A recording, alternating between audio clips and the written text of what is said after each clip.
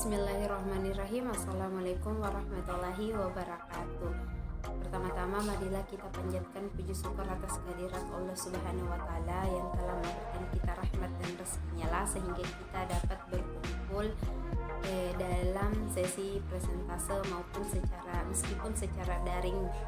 Tak lupa pula kita panjatkan salawat serta salam kepada baginda Muhammad sallallahu alaihi wasallam yang telah menghantarkan kita dari zaman jahiliyah menuju zaman penuh ilmu pengetahuan seperti sekarang ini. Baiklah, untuk mempersingkat waktu, perkenalkan kami dari kelompok 3 yang beranggotakan saya sendiri atas nama Iin Asisa, teman kelompok saya Saudari Sukmawati dan Saudari Sikra. Di sini kami akan membahas materi mengenai activity based costing. Baiklah, langsung saja materi pertama akan dibawakan oleh saya sendiri. Materinya yaitu pengertian activity based costing. Activity based costing adalah salah satu metode yang bisa digunakan untuk menghitung setiap biaya yang dikeluarkan pada masing-masing aktivitas dengan alokasi yang berbeda pada setiap aktivitasnya.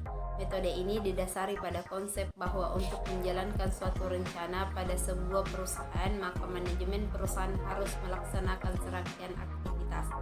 Itulah tadi sedikit pemaparan dari materi saya. Selanjutnya saya persilahkan kepada pemateri kedua untuk memaparkan materinya. Dengannya disilahkan.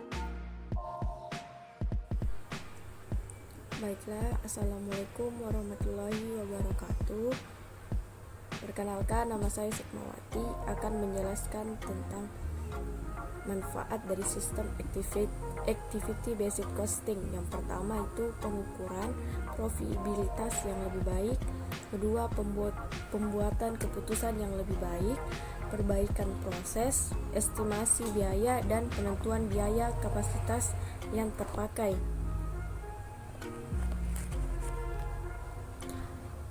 Berikut ini keterbatasan yang terdapat dalam activity based costing. Yang pertama itu alokasi, kedua pengabaian biaya, dan ketiga itu biaya dan waktu. Cara menggunakan sistem activity based costing adalah pertama keputusan overhead, kedua itu harga produk. Dan yang terakhir adalah bagaimana activity based costing bekerja.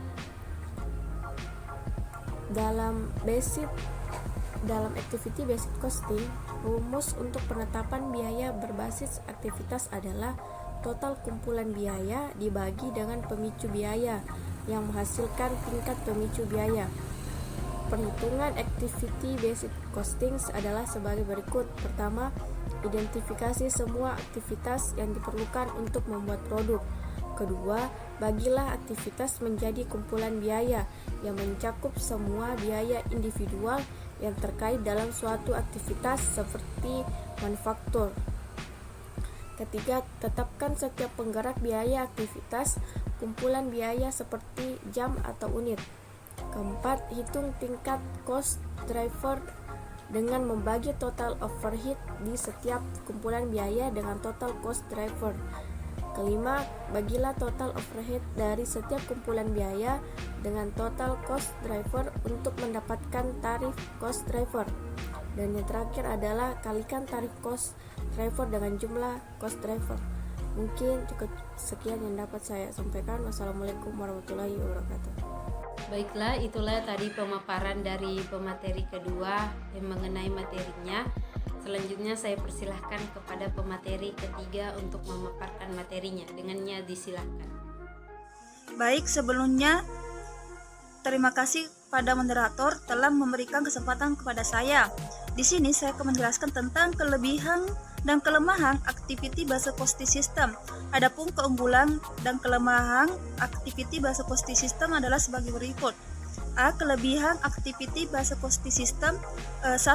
Biaya produk yang lebih realistik khususnya tersedia dalam pabrik berteknologi manufacturing yang maju AMT Advanced Manufacturing Technology, di mana overhead pendukung merupakan suatu proporsi yang signifikan dari biaya total. 2. Semakin banyak overhead dapat ditelusuri ke produk. Dalam pabrik modern terdapat sejumlah aktivitas non-unik yang berkembang. Activity bahasa Costin sistem memberi perhatian pada semua aktivitas. Aktiviti bahasa Costin sistem mengakui bahwa aktivitaslah yang menyebabkan biaya aktivitas cost, bukan produk, dan produklah yang mengkonsumsi aktivitas. Aktivitas bahasa Costin sistem memfokus perhatian pada sifat real dan perilaku biaya dan membantu dalam mengurangi biaya dan mengidentifikasi aktivitas yang tidak menambah nilai terhadap produk.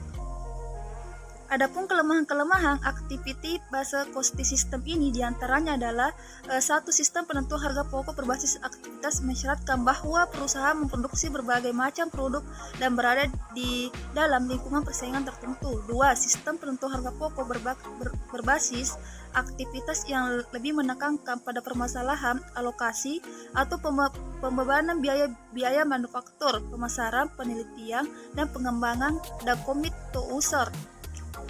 Lain-lainnya tidak menjelaskan bagaimana portfolio atau komposisi produk yang paling optimal. Secara konseptual, penentu harga pokok berbasis aktivitas mempunyai kelemahan.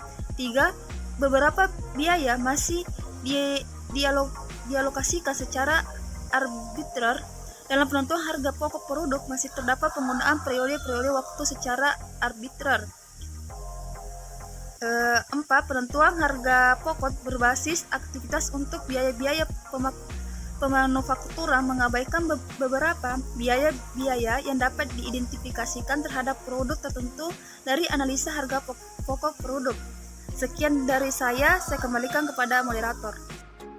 Baiklah, itulah tadi pemaparan para pemateri. Sebelum saya tutup sesi presentase secara daring ini, saya akan membacakan sedikit kesimpulan mengenai activity based costing. Activity based costing adalah salah satu metode yang bisa digunakan untuk menghitung setiap biaya yang dikeluarkan pada masing-masing aktivitas dengan alokasi yang berbeda pada setiap aktivitasnya. Metode ini didasari oleh konsep bahwa untuk menjalankan suatu rencana pada sebuah perusahaan, maka manajemen perusahaan harus melaksanakan serangkaian aktivitas.